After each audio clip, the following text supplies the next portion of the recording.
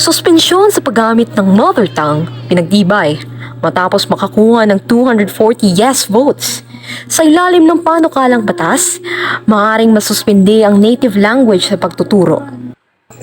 Inamin naman ng Department of Education o DepEd na may mga problema talaga sa implementasyon ng programa. Isa sa mga kapansin-pansing issue ay ang mismatch sa pagitan ng wikang ginagamit ng teacher sa pagtuturo at wikang kinalakihan ng mga estudyante. Nahihirapan akong intindihin kasi first language ko ay Tagalog.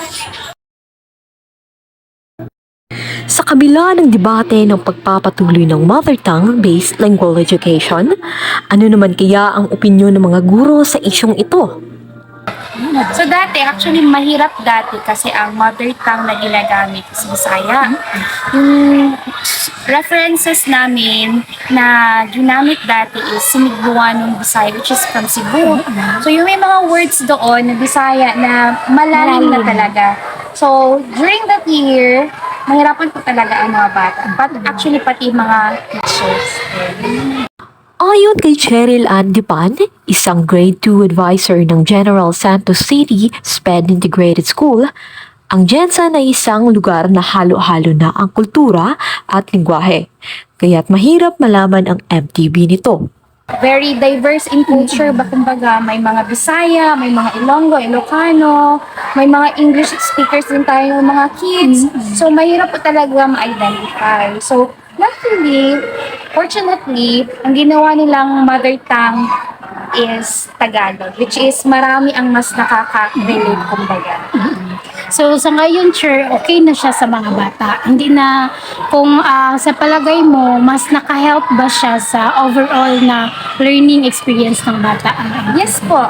Kay naka-help po talaga ng malaki yung paggamit ng mother tongue sa teaching learning namin, kumbaga. Oo, kasi mas naiintindihan na ng mga bata kung ano yung mga sinasabi namin, mas nakaka-relate na sila, kumbaga. And na-express na din nila yung kanilang opinions, yung kanilang ideas. Hindi na sila, kumbaga, nahihiya. More vocal na sila in expressing their ideas. Sa pagsusulong ng suspensyon ng MTB subject, alamin natin kung sang-ayon ba sila rito. Actually, parang redundant kasi siya kasi may Filipino subject na. Tapos yung MTB na pinag-aaralan ng mga bata ngayon na subject is in Filipino din. Redundant na kumbaga. Okay lang na alisin since may Filipino pa naman and yung mga subjects ay ituturo din naman sa mother tongue. So, okay. Para sa iba pang mga nagbabagang balita, ito ang ABS-CBN News.